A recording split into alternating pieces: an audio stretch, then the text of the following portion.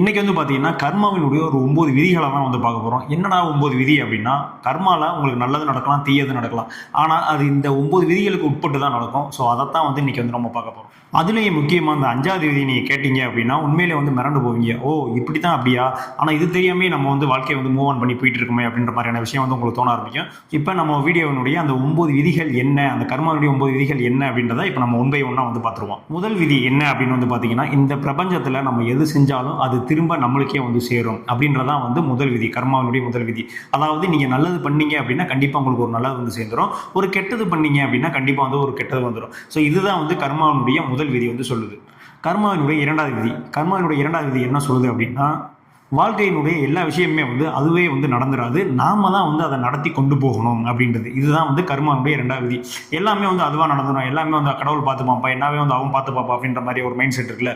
So அதுக்கு தான் வந்து இந்த கர்மாவுடைய 2ஆம் விதி சொல்லுது, எதுவுமே வந்து அதுவாக நடக்காது, நம்ம தான் வந்து அதை நடத்தி கொண்டு போகணும் அப்படின்னு சொல்லுது.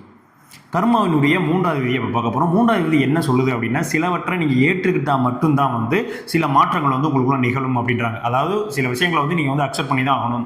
சில விஷயங்கள் இப்படி தான் இருக்குது அப்படின்னா நீங்கள் வந்து இதை நான் இக்னோர் பண்ணிடுவேன், எனக்கு தேவையில்லை அப்படின்னு சொல்லிக்கல. சில விஷயங்கள் அப்படி தான் இருக்குது அப்படின்னா அதை வந்து நீங்கள் ஏற்றுக்கிட்டு தான் ஆகணும். அதுதான் வந்து இந்த கர்மாவினுடைய 3வது விதி வந்து சொல்லுது. கர்மாவினுடைய 4வது விதி என்ன சொல்லுது அப்படின்றத இப்போ பார்த்துடலாம். 4வது விதி, நம்ம வந்து மாற்றிக்கொள்ளும் போது நம்மளுடைய வாழ்க்கையும் வந்து அதுக்கேற்ற மாதிரி வந்து மாறிக்கிறோம் அப்படின்ற மாதிரியான ரூல்ஸை தான் வந்து கர்மாவுடைய 4வது விதி சொல்லுது. அதாவது உங்களுடைய வாழ்க்கையில் சிலவற்றை வந்து நீங்கள் சேஞ்ச் பண்ணி உங்களுடைய மாற்றங்களை நீங்கள் கொண்டு போனீங்க அப்படின்னா கண்டிப்பாக அதோடு சேர்ந்து உங்கள் வாழ்க்கையுமே வந்து மாறி மூவ் ஆன் ஆகி வரும் அப்படின்றதான் வந்து இந்த கர்மாவுடைய 4வது விதி சொல்லுது. முக்கியமான விதி கர்மாவுடைய 5வது விதி. இப்போ அது என்னன்னு பார்க்க போகிறோம். நம்ம வாழ்க்கையில் நிகழ்கிற எல்லா விஷயங்களுக்குமே வந்து நம்ம மட்டும்தான் காரணம், நம்ம மட்டும்தான் பொறுப்பு அப்படின்றது தான் வந்து 5வது விதி. என்னப்பா நம்ம மட்டும் தான் பொறுப்பு அப்படின்னா, கண்டிப்பாக நீங்கள் மட்டும் தான் பொறுப்பு. நீங்கள் செஞ்ச நல்லதாக இருக்கட்டும், நீங்கள் செஞ்ச தப்பாக இருக்கட்டும், அதனுடைய பிரதிபலிப்பு தான் வந்து உங்களுடைய வாழ்க்கையில் வந்து ரிஃப்ளெக்ட் ஆகிட்டே இருக்கும்.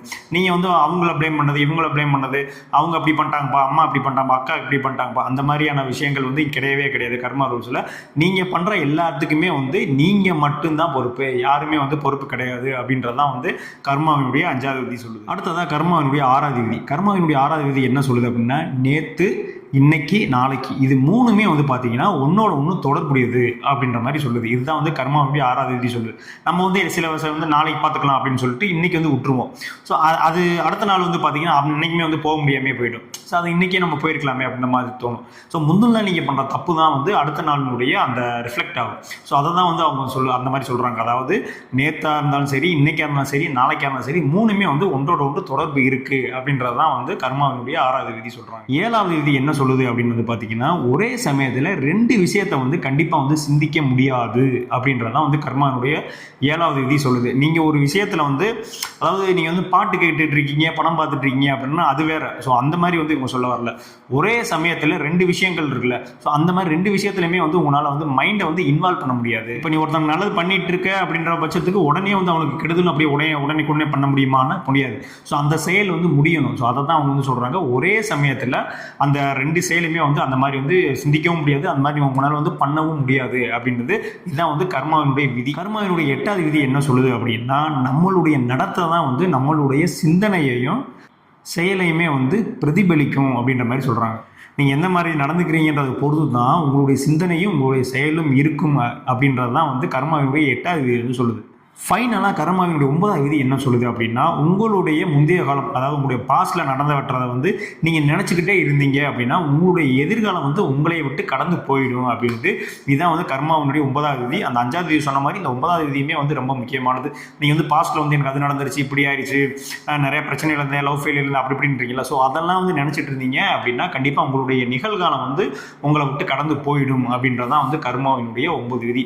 இந்த 9 தத்துவம், இந்த 9 விதிகளுமே வந்து இந்த பிரபஞ்சத்துக்கு உட்பட்டது. இந்த விதிகளுக்கு உட்பட்டு தான் வந்து உங்களுடைய வாழ்க்கை, செயல், சிந்தனை எல்லாமே இருக்கும். இந்த 9 விதி நீங்களே வந்து இப்போ ஒன்று வந்து நோட் பண்ணி பாருங்க. இதில் எத்தனை விதி வந்து உங்களுடைய வாழ்க்கையில் வந்து அஃபெக்ட் ஆயிருக்கு, ரிஃப்ளெக்ட் ஆயிருக்கு அப்படின்ற மாதிரியான விஷயங்கள் வந்து உங்களுக்கும் புரிய வரும். ஸோ இதே மாதிரியான அடுத்த ஒரு வீடியோவில் வந்து சந்திக்கிறேன். இது மட்டும் இல்லாமல் நம்மளுக்கு வந்து பார்த்தீங்கன்னா மூவி எக்ஸ்ப்ளோரிங் சொல்லிட்டு இன்னொரு சேனல் இருக்குது. ஸோ அதில் வந்து மூவி ரிவ்யூஸ், மூவி ரெக்கமெண்டேஷன் அது மாதிரி வரும். ஸோ உங்களுக்கு அதனுடைய சேனலுடைய லிங்க் வந்து நான் டிஸ்கிரிப்ஷனில் கொடுத்துருக்கேன். ஸோ அந்த சேனலையும் வந்து சப்ஸ்கிரைப் பண்ணிக்கோங்க. இதே மாதிரியான அடுத்த ஒரு வீடியோவில் சந்திக்கலாம். நன்றி.